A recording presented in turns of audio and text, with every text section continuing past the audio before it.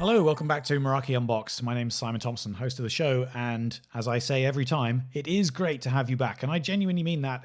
I'm so grateful for the audience we have for this podcast, and it is a pretty significant one at this point. So clearly this material is resonating. I'm super happy to have you joining us so regularly.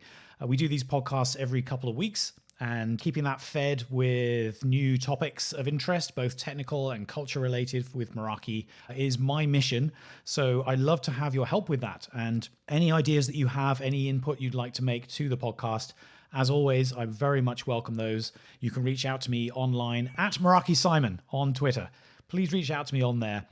Send me a note. Let me know what you think, ideas for the show, or even if you'd like to participate on the show. We also love to have guests come and join us on here, and we would love to welcome you. I'm very excited about today's episode. I've actually been looking forward to doing this one for quite some time because today we're going to talk to one of the earliest employees at Meraki. He's going to talk us through what we do with the hardware side of things at Meraki. So a lot of the time, if you look back through the episodes we've done, I think we've got about 33 of those in the bag now.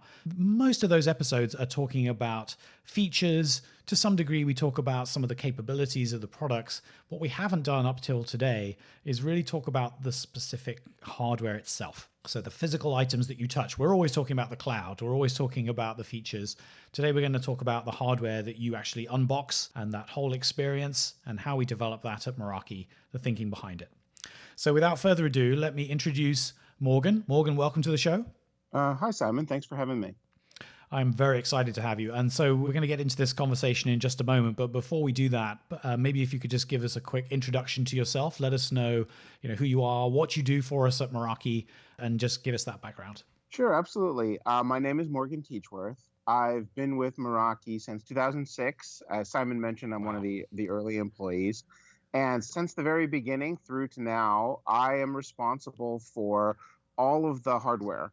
And that is full cycle. That is from early concept through design, as well as manufacturing and production, all the way out to sort of that, maintenance and review of quality. So I look after that, and that's all of our product lines. I also run the supply chain group at Meraki, make sure that we can actually get that hardware into stock and then out to the customer. All right. I'm actually pretty excited to be talking to somebody who joined the company in the year that we think of as the year Meraki started, 2006. And we were talking just before we hit the record button about which number you are. It's certainly in single figures though, right? Oh, absolutely. We always argue whether it's, 3, 4, 5, and it really comes down to whether or not you count interns. Right. That's how early and kind of twitchy it is there. So let's talk for a moment about what that office environment looked like. Probably nothing like we experience today in our San Francisco headquarters, or perhaps I should say in 2020 in our respective homes. It's just been so much change. But maybe take us back and paint a picture for us of what it actually looked like. Where were you working, and what were the kind of early experiences like? Well, sadly for a successful Silicon Valley startup, there was no garage. So when you go back to the beginning, we had a tiny little office in kind of an old industrial park. There's an area near Highway 101, which is kind of sandwiched between a very nice suburb, Palo Alto Mountain View, and literally the freeway on-ramp. So we had an office, 2 little single bathrooms, but we needed a server room. So we used one of the bathrooms as a server room. There was a main room, which is where most of the magic happened. That's where all the developers sat. There was an inventory room, which doubled as the engineering space for hardware. So, I had a strong motivation to see inventory leave back then just so I would have a space to work.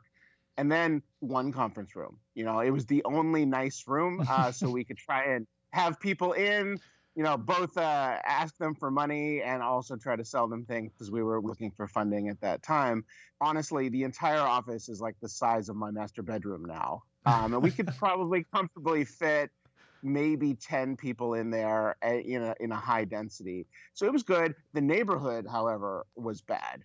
It was like the one stretch of Mountain View where it was, very, very old neighborhood, very low income. And it wasn't that bothered us so much as it was basically the only place in Mountain View where they did like halfway house or prison release programs. So, early on, we would do installs in the parking lot for testing. And it was very common for people to come by to ask about it, which we love to talk about it. The problem is they would always ask, so which of these things are worth a lot?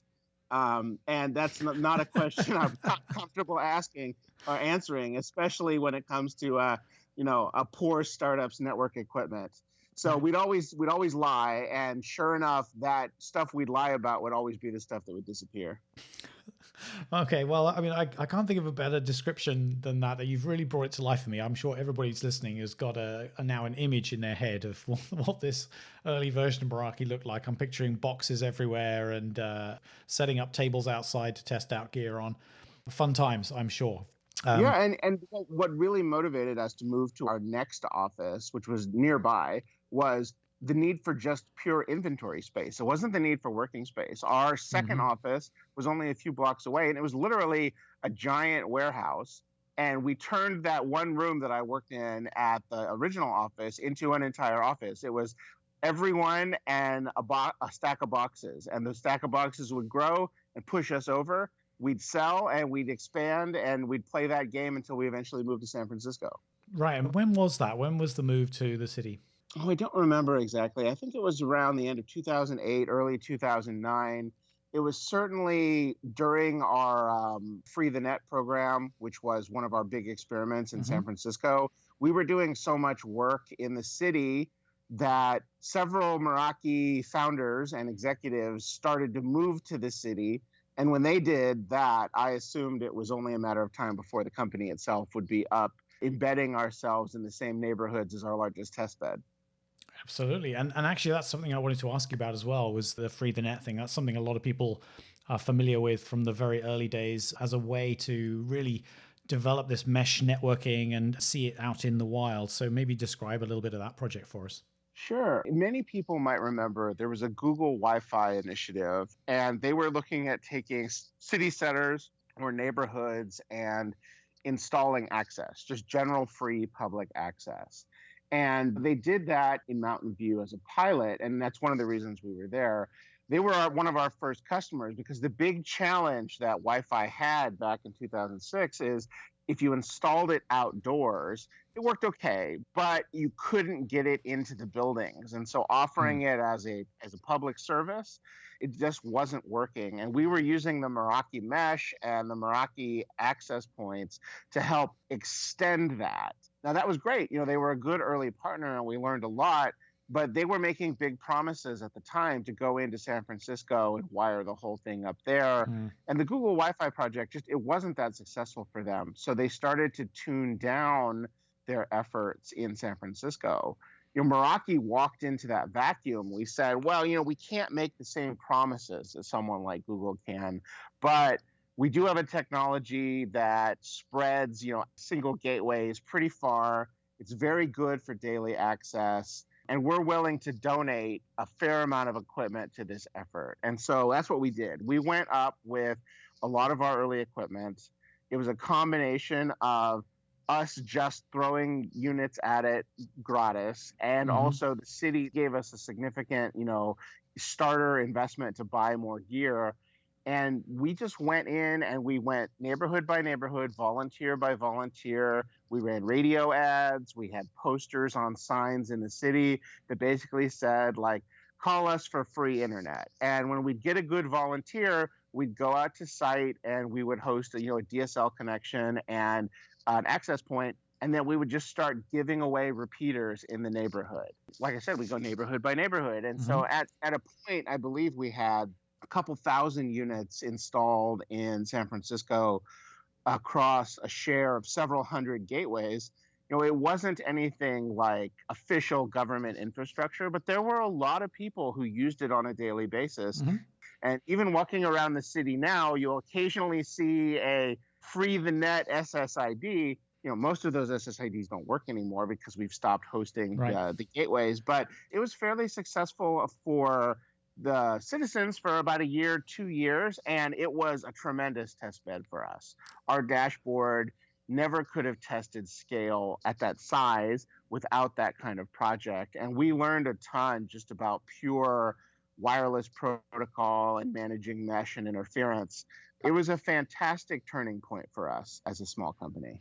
I can imagine. I mean, really like a gift in a way. It just goes to show how circumstances and just serendipity can lead to the most amazing opportunities for a new startup business like we were at that time. And like you said, how do you possibly get a better opportunity for a test bed, an opportunity to test out the software and the hardware, of course, that you've been developing as well?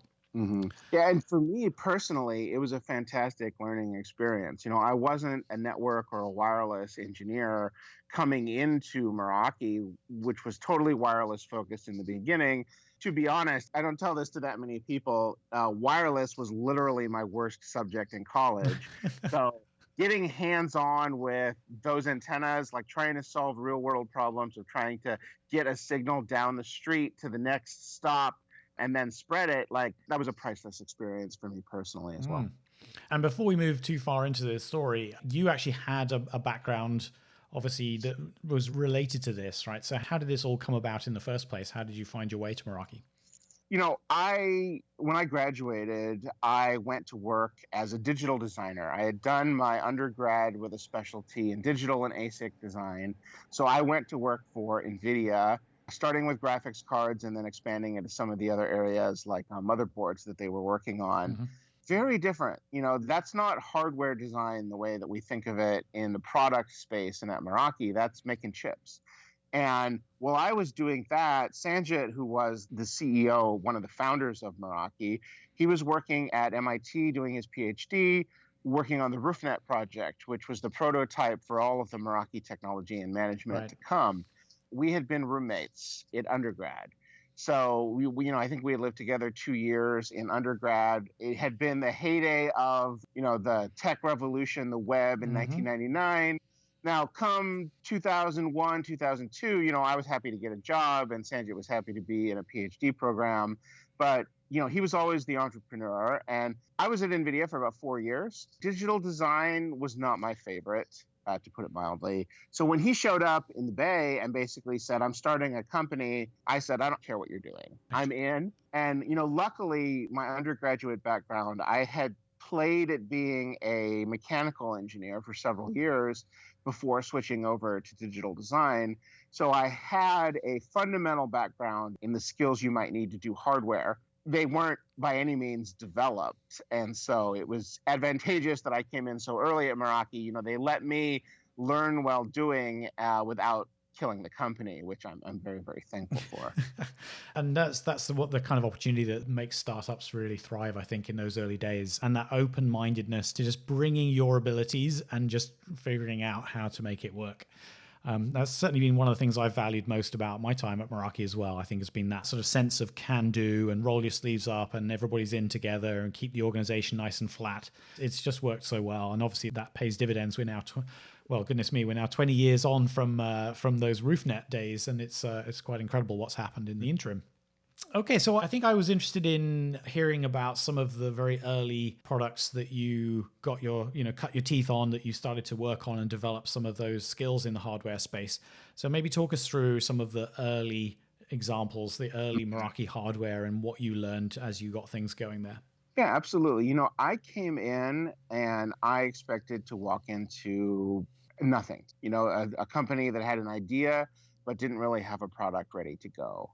And fortunately, the RoofNet program had made a college level partnership with one of our early manufacturing partners where they would work with students, no money down, nothing expected back, to start on a product development even before incorporation. So when I came in, Sanjit had a pretty good prototype. The Meraki Mini, which was our first sellable product, it looked quite a bit like the Meraki Mini. So I started on something that we were able to polish up and get to market pretty quickly.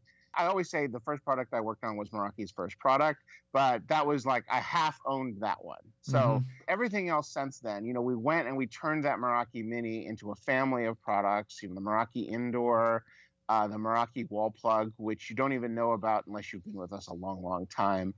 That was really the first things I worked on. And that was just a tremendous lesson for me in how to work with what Meraki calls the JDM model, Joint Development Manufacturing. Mm-hmm. And that's where I would plunk myself down with our manufacturing partner, who at the time was also our primary design partner. I would set up camp in their facility, whether it was in China or Taiwan or an office in the US, and just not leave until we were done. I have to say those early partners are glad to see the back of me at this point. But we went from building the extensions of the Meraki Mini, which were, like I said, the indoor and the wall plug, to just starting to slowly expand the portfolio. We had the Meraki Outdoor, Mm-hmm. which, if you've seen it, it's small and sleek and it looks like a giant Apple mouse. It stands out as kind of an anomaly in our history for its shape. But, it was a fantastic product and it was a fantastic experience working on it. When we got into networking, we were riding the wave of lower cost SoCs. Like the enterprise chipsets had finally pushed down into the consumer space, and that made them incredibly easy to work with and incredibly economical. So we just grabbed that, and we were one of the first companies to do so and really push enterprise level chipset technology out in our early products, which were more of a consumer grade product. Mm. And the size of those early products is interesting to me as well, because obviously we described that one, the Meraki Mini, and I'm guessing most people who are listening to this will have no idea what that is. I'm guessing you can probably Google a picture of it. But why did we go for that kind of physically small device? Why were we thinking mini? Was there any particular reasoning behind that? Well, two things. One, that push into consumer technology chipsets meant that they were capable of being smaller and cooler than they'd ever been before. Mm-hmm. And when you do product design, like the nature of electronics design, you try and make things smaller, you try and make things sleeker. It not only decreases the price, but it makes them simpler to deploy. And so we jumped right on that. We were also lucky in that, wireless hadn't actually really started to explode by then, up to the point where we were working on the Meraki early products. I don't even think I had Wi-Fi in my house at that point. The first Wi-Fi access point I had in my house was probably a Meraki Mini. It wasn't that popular, and the feature set was not as incredibly rich as it is today. So those platforms and solutions, like, they could be really small and they could be really cool because they did what they needed to do for the time, and they didn't have a lot of expansion for the future feature sets. If you look where access points are today, the equivalent of the Meraki Mini is probably 16 times its weight at, 8 times the area. Like, that's what an access point looks like today. We didn't do that on purpose. We did that because the technology itself evolved to require so much, horsepower at the edge, extra features, multiple antenna. The Meraki Mini had one antenna. That's all it needed. Like, Right. Can you imagine today an access point with just one antenna, So it was a really sweet spot for those kinds of products and for the technology itself. And it's also interesting because that time, as well as your own experiences of that wave you described in the hardware world, it was also a major time of evolution in the world of Wi-Fi, and in the sense that when I was in my early career, way before Meraki, I was installing early enterprise Wi-Fi, and those access points were pretty dumb. They were very simple devices, and so much of the power was focused in the hardware controller that, of course, we never went down that pathway at Meraki. So we rely on a little bit more of that power to be in the access point itself. I mean, did you have that sense of the context that you were operating within at the time? Absolutely. We knew that there had been this cycle where we went from, I guess we called them fat APs to thin APs. That's right. At the same time, people were talking about regular computing as like fat clients versus thin clients, the idea that your desk would just be a screen and all of your computing would actually be in the cloud. And so that's exactly what was happening. We were going to thin APs from the fat APs at the time. And it was a cycle. We went through a period where that totally made sense. That was our main sell. Getting into cloud was the APs are going to be thin, and then the cloud is going to be where all the cool stuff happens.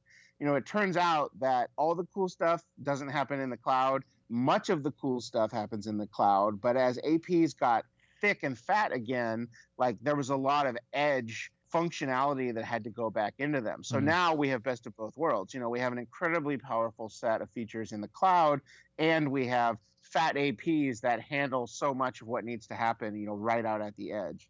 Just moving the story forward a little bit. I joined in 2012, and by that time, I think Meraki was really getting into its stride from a scaling perspective. So the models were looking really sleek by then, and we were pumping them out at a pretty high click, I think. So what did you see change as we got into the sort of volume business with Meraki, as you saw it grow and grab a foothold? The big shift for us was going from a consumer free the net style market to more of an enterprise approach. And so there was a tremendous shift in the way we made product and the way that we sold it when we started to design the MR line. I talked about products, the Meraki Mini, the Meraki Outdoor. The first products in the Meraki Enterprise line were, don't ask me why we picked the number, MR58, MR11, and MR14. Fantastic numbers, but why do you start with those? It's always been a mystery. Those were really those were the first products in the MR line proper. And they were specifically, built and targeted for enterprise. Of course, at the time, it was more of an SMB because we were moving out of consumer and apartment into SMB. But that was really the turning point. And not only did it turn the way that we developed product and thought about things like quality and things like longevity, but it was a turning point in the way that we sold. Before then, it had all been about Meraki mesh and spreading connectivity. With the move to enterprise, that's when we realized that it was actually the dashboard and the cloud that was the core value of the Meraki mission, the Meraki idea.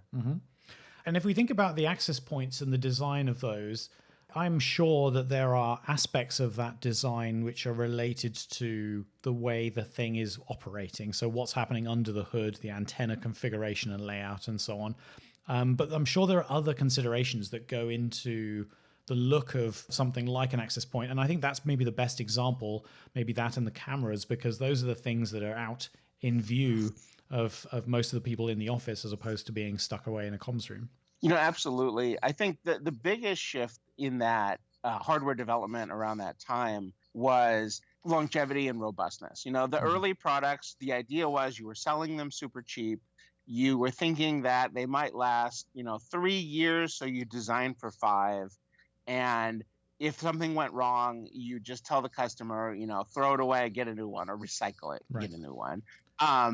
Now, when you went to enterprise, suddenly the expectation was, they were tough as nails. They were supposed to last for 10 years, so you had to design for 20. And, you didn't just have them in the palm of your hand and hang them next to your closet. They had to go on the wall and look good. And so that's when, Meraki made a conscious choice in the industry from our sort of consumer DNA to say, if we're going to make products, we're going to make them nice, and so we put extra effort and we put extra money into the design of the product using slightly premium materials, making sure that the shapes were differentiated in the market. And it wasn't purely vanity, although vanity was certainly involved. Anybody who makes a product and tells you there wasn't an element of that is lying to you. But, we really wanted the product to stay up and for people, when they looked at it, to be happy that it was there, but also for people to not look at it too often. And so we played this game in design where you want it to be striking, but you also want it to be unassuming. And that is where all of the design philosophy from the early MRs onward came from, through the switches and the materials we selected there, through the design of the compact MXs, and the most recently, the cameras. Like, how do you take a camera, which is at its core kind of an offensive device to have looking at you, and make it both striking and unassuming, friendly, but at the same time providing security? Like, there are a lot of stories that we have to tell during design to get to a product that communicates that story out of the box to the customer. Right. It's a very interesting balance to be thinking about. And I'm so happy to hear that, because I remember working in an EBC, which is basically a briefing center for potential customers. And we would have prospective customers coming in and looking around at the products, getting a presentation about the technology. But the number of times we got comments about, oh, that looks nice. Oh, I like the look of that. And I could see that on my desk. We're all human at the end of the day. We all are consumers and we all have a sense of aesthetic to some degree.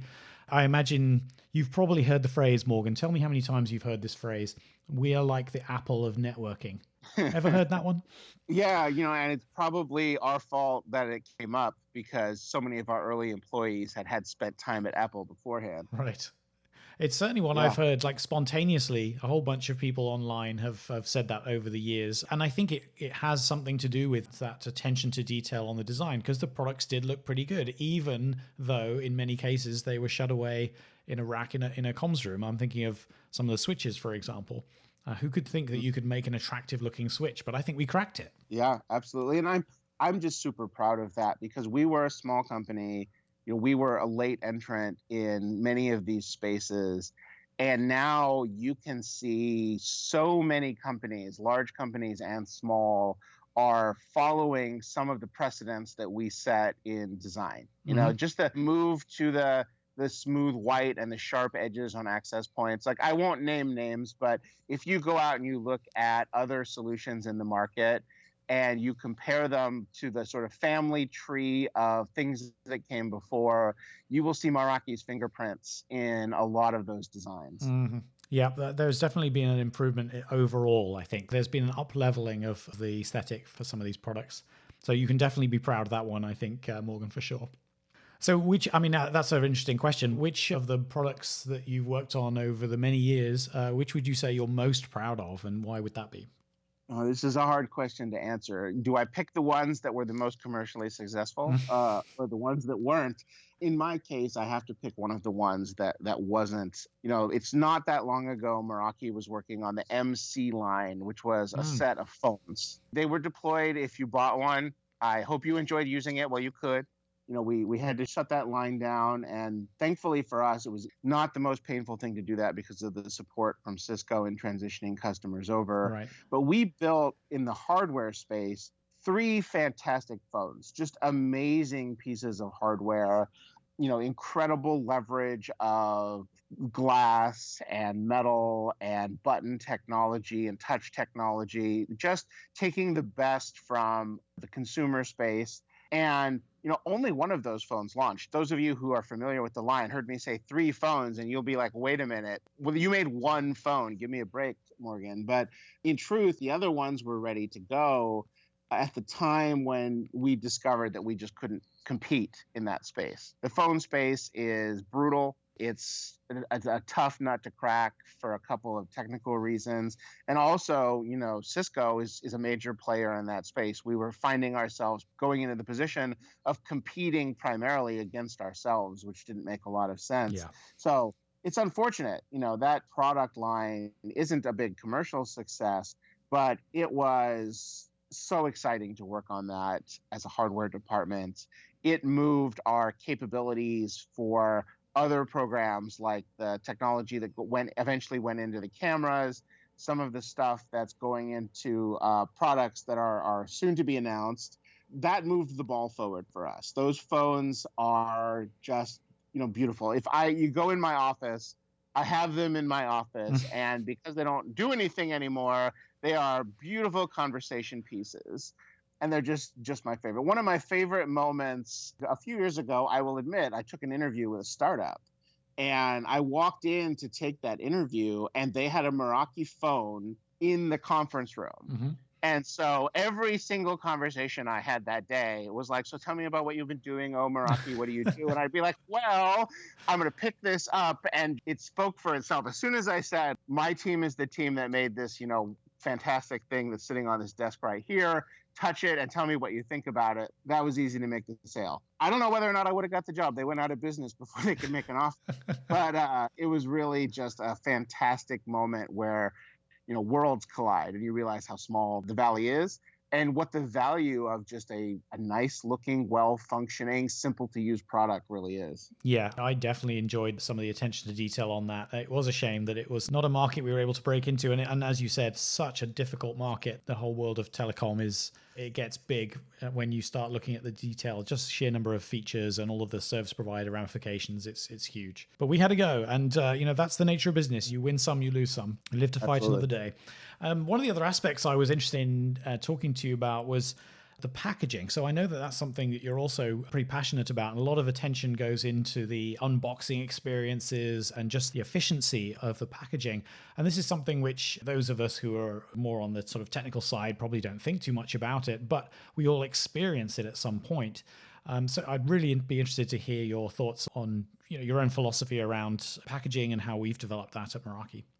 With packaging and the out of box experience, there's a challenge because you only get to design one experience and you're trying to meet the needs of all of the users. There's some point in time when each Meraki customer will open a device for the first time, and you want that to be, a moment of magic, a moment of wonder, a moment of simplicity. You want them to be able to get going right away. And 500 boxes later, that single user is now solely concerned on, how do I get this out and installed as quickly as possible? How do I minimize the amount of garbage that I'm putting in my dumpster? And when that same user is now working on their 5,000th device, all they're thinking about is like, dang, couldn't this company have done less packaging? Like, what about the green impact that I'm having here? Why is this tray made of plastic rather than made of cardboard? Like, blah, blah, blah.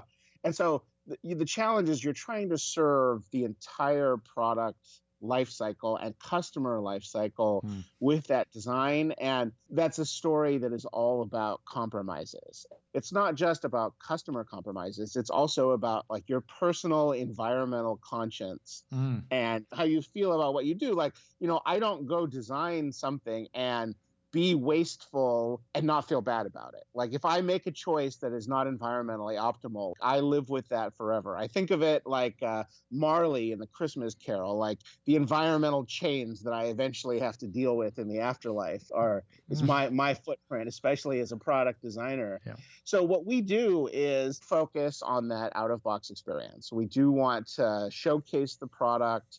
We want people to understand, what they're getting and have access to everything they need to do the install in the box. And so that's kind of one principle.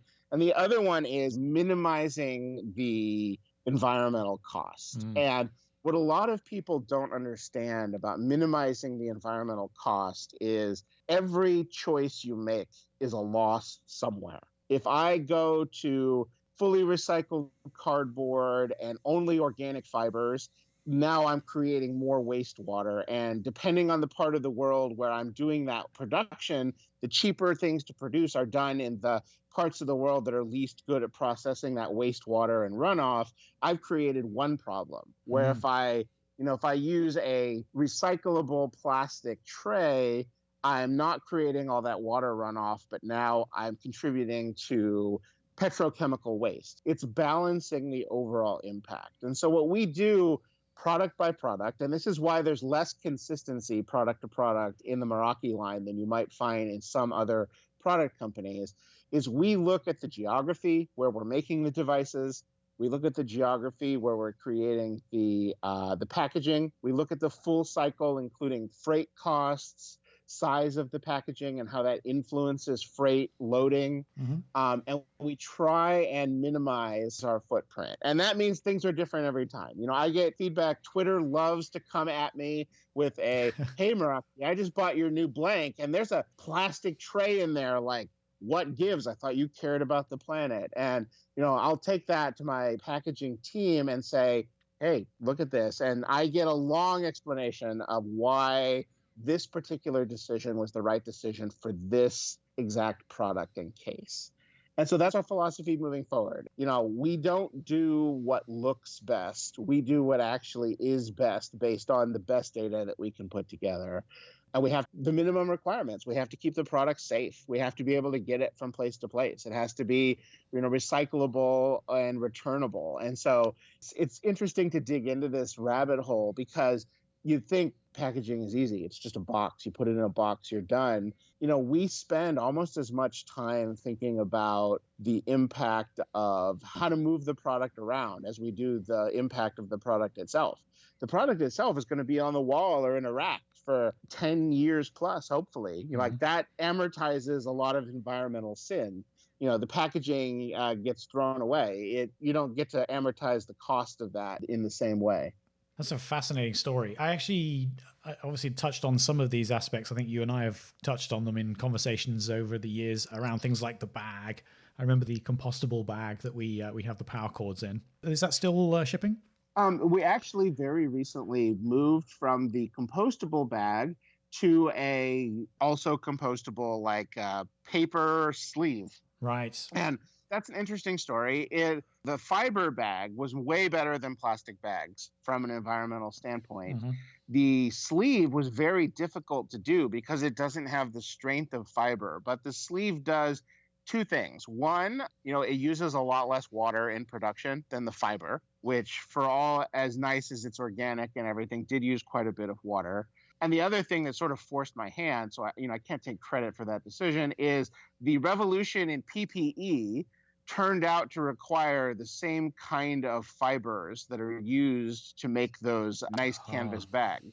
Right. So we got a call early in the COVID crisis from those companies basically saying, hey, we can keep making these bags, but we'd really like to build PPE instead. That was an easy decision. We said, fine, we'll accelerate the transition to these paper sleeves. That's amazing. So if you're a customer and you start to get your power cords and paper sleeves, one, I hope you've been a customer for a while and you have plenty of canvas bags already stored up in your server room. And two, sorry about that, but the world's going to get PPE instead of canvas bags for a while.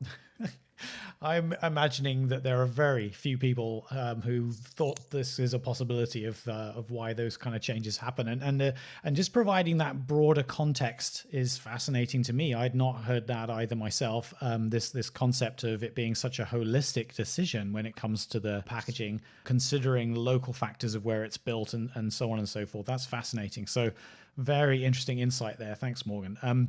I think the last kind of topic that I wanted to touch on quickly was around some of the recent developments where we introduced a switch last year, the MS390, where we actually started to incorporate some silicon from our friends in the Cisco family. Just wonder if you could give us a little bit of an overview of how that all rolled out for you. First of all, Cisco develops really fantastic technologies. Once we realized that it was possible for us to leverage something like the Cisco core silicon for switching, there was no question that we needed to figure out how to do it. It's just such an advantage, and it's such a feature set that to not use it would keep Meraki at a competitive disadvantage, not only against our brother business units, but against the market in general. We had to find a way to do it. The challenge in doing it is so much of Meraki's model, all of it, to be honest, up to then, has been based on leveraging, merchant silicon solutions, which are fully supported, even have some public development community, have many customers, and therefore the bugs are found kind of by a community managed by the original owner of the silicon. It's a very much more open platform. And that also enabled the way that we build using partners and, leveraging the skill sets of companies and manufacturers that have experience with those solutions. We always go and we vet and pick the best people who have the experience. When you move to a proprietary solution, a lot of those options disappear, and you have to learn how to make, test, validate, manufacture, and service in a very different way. And it's a way that Cisco developed, and they've been running successfully for decades. Yeah. It's really hard to walk in and learn it from scratch. So my team went through a lot of growing pains trying to figure out how to make that product into a Meraki product. Cisco went through a lot of pains working with the snotty kids over at Meraki who think that everything ought to work the way that they've done things for the last decade. There was cultural conflict in the beginning. We're on a good path. If Cisco is good at anything, it's building bridges, right? Between the Meraki model and the Cisco model, there's a Oh, bridge. well And done. so we thank you. With the MS390, we've demonstrated we can do it. We've got that product in the market. It's showing some early success. I'm sure we'll double down on that model. We'll continue to leverage that. And that's really, my philosophy in working with the broader Cisco entity is a best of both worlds. Like Meraki does some things well, and when it is more advantageous for us to keep doing it the way we do it for our business unit, we'll keep that. Where we can borrow from Cisco, where we can learn from the best, we'll do that, and we'll double down when it works. Yep. So I expect to see that MS390 to be the first of many and to be a very successful venture for us. Yeah, and like you said, I mean, so much of this is also driven by the feature set that it opens up for us. There's some really powerful Cisco security features in particular that the brains of that switch really opened up for us. And for anybody who's listening and is interested in learning more about those, we have done some previous episodes covering that. Adaptive policy in particular would be one to go back and have a look at to really understand how we've used that silicon to its maximum potential with that product. Morgan, this has been absolutely fascinating. I really enjoyed listening to the stories, especially the early day stuff is always fun to listen to and recap. But also some of the thinking that goes into developing the various products we have and the packaging. That was a very interesting story as well. You may well have fired some imagination in those who are listening, maybe people who are thinking about switching into hardware, or maybe they're looking at developing a career in hardware. Would you have any kind of suggestions or ideas about how you can develop those skills, get some early experience, that sort of thing? I do. I think the advice that I would love to give is less about the skill set and more about the mindset. I think a lot of people, they love to get into product design or they love to get into hardware because you can touch it and you can feel it. You can push it across the desk when you can sell it. Mm-hmm. I mean, that's why we all get into it. And that's why we stay into it. We love that experience. I think that the thing to think about is it's easy to translate your love for that and the fact that a company advertises what it does by showing its product on the main page, by starting to think that the physical product and the hardware is the core, is the sole reason that a company exists. The whole company exists for the purpose of making these things and selling them. And frankly, that may have once been valid, but we don't live in a hardware world. We live in a solutions world. We live in a software and applications world. It doesn't matter what you're building. I mean, these days you can be building a car, for goodness sakes. And it's not about the car. It's about the way that it works in the ecosystem and the way that the software and the firmware are able to leverage all the features of that. So the biggest thing I've always said about Meraki is not a hardware company. I've said that from day one. And I say that to everybody who joins my team. I say, you need to remember fundamentally, Meraki is not a hardware company. And I would challenge a lot of people who work on product and a lot of people who work on hardware to think about their own efforts and say, I don't do what I do for the purpose of doing just that. The means are not the end. There's a bigger picture here. I need to build the platform that is going to be the solution for what the customer needs. And if you can overcome your passion, it sounds dumb because building things is my passion, but if you can overcome your passion and understand how it fits into the larger picture and how it meets the needs of the customer, not just, their physical install needs or their usage needs, but their actual solution needs, you will be successful in the hardware space. And you will be a good partner to the other groups you work with in building a company or building a successful solution for the world. That's my highest recommendation for mindset in people who want to work in hardware or product. It's very interesting. And, when we think about hardware, and we've touched on this as well, I mean, I think there's always going to be that place for aesthetic appreciation of those things up on the wall, that whatever they're capable of down in the future, that's still always going to be a human emotional response in many cases to what they see. So it's an interesting balance to think about those elements together. All right, Morgan. Well, thank you so much indeed for your time today. Really appreciate you coming on and joining us. I know you're super busy, so definitely appreciate that. For those of you who are listening, if you've been inspired by what you've heard here, obviously do please reach out. We'd love to hear from you. Even if you want to get a message relayed to Morgan, I can't promise he'll answer it, but we'll definitely relay it in his direction. And so you can reach me on Twitter at Meraki Simon. It's a great way to share your thoughts there. And also, if you'd love to participate in this podcast, that would be so fantastic. I'd love that. So please definitely do that. Morgan, thank you so much again. Thank you, Simon. It's been a pleasure. Great fun. So for everybody listening, we'll be back in a couple more weeks. Hopefully you're subscribed by now, but if not, please go to your favorite podcast app, hit the subscribe button, and then you'll get these delivered. I will do everything in my power to make sure we get these out every 2 weeks. So looking forward to the next one. We will see you back here very soon. Bye-bye for now.